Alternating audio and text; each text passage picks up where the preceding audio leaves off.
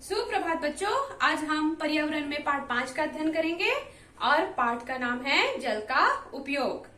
जल हमारे लिए बहुत उपयोगी है और हम जल का उपयोग अपने विभिन्न कार्यों के लिए करते हैं। इससे पहले पाठ में हमने देखा था जल के बारे में, इससे पहले पाठ में देखा था जल ही जीवन है और यहाँ पे देखेंगे जल का क्या क्या उपयोग होता है। मनुष्य की तरह जानवरों को भी प्यास लगती है, पेड़ पौधों को भी यदि जल न मिले तो वो मर जाएंगे। सभी जीवितों को जीवित रहने के लिए जल की आवश्यकता होती है। पीने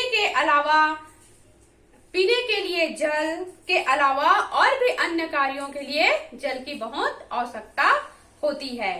पेड़ पौधे, प्राणियों तथा मनुष्यों को जीवित रहने के लिए जल अनिवार्य है। सोचो, अगर धरती पे जल नहीं होता तो क्या क्या होता। अगर धरती पे जल नहीं होता तो जीवन भी नहीं होता।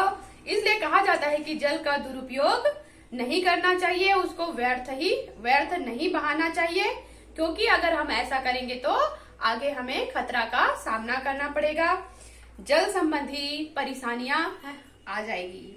दैनिक जीवन में इन आवश्यकताओं के अलावा जल अन्य रूप में भी बहुत उपयोगी होते हैं।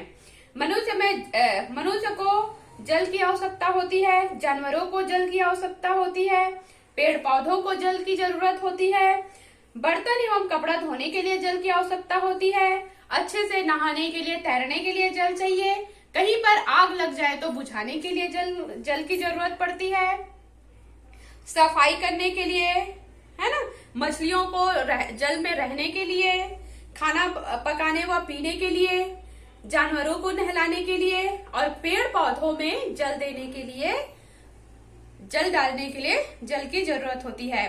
हम अपने खेतों की सिंचाई भी जल रहेगा तभी करेंगे।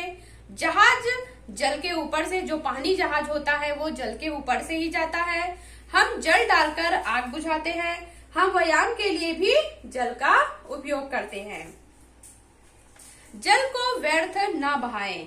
हम जानते हैं कि जल हमारे लिए बहुत मूल्यवान है, अतः हमें इसे व्यर्थ नहीं बहाना चाहिए। नहाते समय या हाथ धोते समय नल को खुला नहीं छोड़ना चाहिए। टूटे फूटे या रिसते हुए पाइपों को तुरंत मरम्मत करवा लेना चाहिए। साफ सफाई के लिए केवल उतना ही जल लेना चाहिए जितना आवश्यक हो। जल प्रदूषण। जब जल में कुछ अनचाहे हानिकारक तत्व मिल जाते हैं तो इसे जल प्रदूषण कहा जाता है। जल प्रदूषण के प्रभाव क्या क्या है हम देखते हैं। पहला है, जल प्रदूषण के कारण मनुष्यों, पेड़ पौधों, प्राणियों में को अनेक प्रकार की बीमारियां हो जाती है। मछली एवं जल में रहने वाले प्राणी जल प्रदूषण के कारण मर जाते हैं। और तीसरा, पौधे भी जल प्रदूषण के कारण मर जाते हैं। जल प्रदूषण की कुछ समस्या, जैसे कारखानों से जो रासायनिक पदार्थ निकलते हैं वो नदी नालों में मिल जाते हैं, जिससे जल प्रदूषण हो जाता है।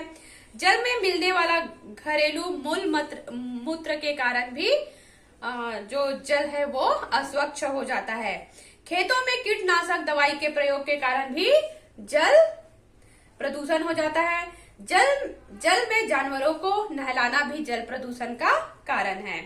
जल प्रदूषण के रोकने के उपाय। कारखानों से निकलने वाले जो अपशिष्ट पदार्थ है उसको जल में या नदी नालों में छोड़ने से पहले उसका उपचार कर ले, उसको साफ कर ले। दूसरा है कि कृषि में रासायनिक पदार्थों का उपयोग विवेकपूर्ण ढंग से करना चाहिए। पशुओं को तालाबों, नदी आदि जल के स्रोतों में न नहलाया जाए। चौथा है, डिटर्जेंट या साबुन का प्रयोग कम करें। घर से निकलने वाले जो वहित मल को उपचार के बाद ही विभिन्न जल स्रोतों में छोड़ना चाहिए। पिकनिक के बाद प्लास्टिक की थैली तथा कूड़े करकट को जल के स्रोतों के आसपास न फेंके। साफ एवं सुरक्षित शुद्ध जल, पेयजल। यह बहुत जरूरी है कि हम पीने व खाना बनाने के लिए केवल साफ जल का ही उपयोग करें। कभी कभी जल में कीटाणु भी होते हैं और ऐसा जल पीने की दृष्टि से अच्छा नहीं होता है। अशुद्ध जल पीने से हमें बहुत सारी बीमारियां हो सकती है, जैसे पीलिया, हैजा, टाइफाइड, दस्त आदि। इस चित्र को हम देखते हैं और उपस्थित कीटाणुओं को नष्ट करते हैं। तो यहाँ पे बच्चों ये हो गया पाठ 5, और पाठ 5 में जल का उपयोग हमें कैसे करना चाहिए, जल को कैसे नहीं बहाना चाहिए, इसके बारे में हमने पढ़ा है। जल हमारे जीवन का बहुत उपयोगी चीज है। जल को कभी भी व्यर्थ नहीं करना चाहिए। आशा करती हूँ बच्चों कि आप भी जल को व्यर्थ नहीं करेंगे, उसका सही ढंग से उपयोग करेंगे।